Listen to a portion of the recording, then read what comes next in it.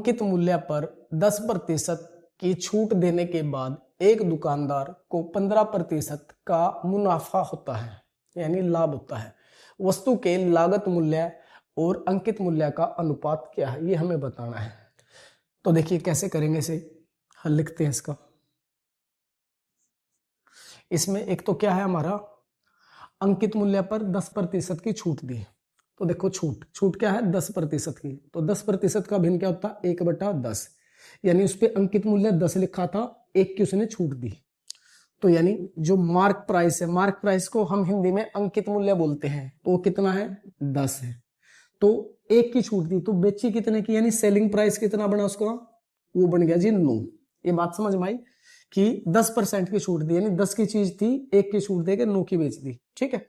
अब देने के बाद एक दुकानदार को 15% का मुनाफा, तो 15% का और भिन्न लिख लो। 15% का भिन्न होता है 3/20। ठीक है। अब मुनाफा किस पे होता है, जैसे हम कोई चीज खरीद के लेके आते हैं तो उसको हम ज्यादा में बेचते हैं। जैसे मान लो 10 की चीज लाए, हम 12 की बेचते या 13 की बेचते, तो जो हमने खर्च किया उसके बाद जो हमें ऊपरला पैसा मिलेगा वो हमारा लाभ होता है। जैसे 10 की चीज लेकर आए थे, 12 की बिकी तो 2 रुपये हमारा लाभ हुआ। तो उसी प्रकार जो लाभ होता है वो किस पे होता है, वो होता है हमारा क्रय मूल्य पे, यानी लागत मूल्य पे। ठीक है।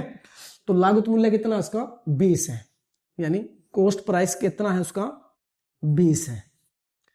तो मुनाफा कितना हुआ उसका, 3 का। तो बेची कितनी उसने, 20 की खरीद के लिया था, 3 का मुनाफा हो गया, तो बेची उसने 23 रुपए की, यानी उसका सेलिंग प्राइस कितना हो गया, 23 हो गया। अब देखिए सेलिंग प्राइस, वस्तु तो एक ही है, तो सेलिंग प्राइस एक ही होना चाहिए। यहाँ पे 9 कह रहे हैं, यहाँ पे 23, तो हम इसे क्या करेंगे, बराबर करेंगे। बराबर करने के लिए क्या करेंगे, इस ऊपर वाले में तो इस निचले से गुणा कर देंगे, यानी यहाँ 9 है तो इसमें करेंगे 23 से गुणा। इधर 23 से हो तो इस लाइन में पूरे में ही 23 से गुणा करनी है। और इधर क्या करेंगे, ऊपर वाले 9 से गुणा, तो यहाँ पे भी किससे गुणा हो जाएगी, 9 की।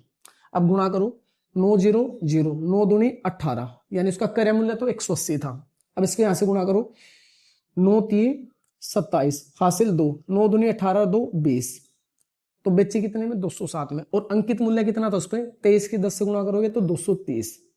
ठीक है। तो 180 तो उसका लागत मूल्य है और अंकित मूल्य कितना है, 230। अब इनका क्या बताना, हमें अनुपात बताना, यानी हमें सीपी और एमपी का अनुपात बताना है। तो सीपी कितना है, 180 और एमपी कितना है, 230। अब इनका क्या बताना हमें, अनुपात। अब देखो 0 से 0 कट रही, अब कुछ नहीं कट रहा, तो अनुपात कितना आएगा, 18/23। ये आपका आंसर।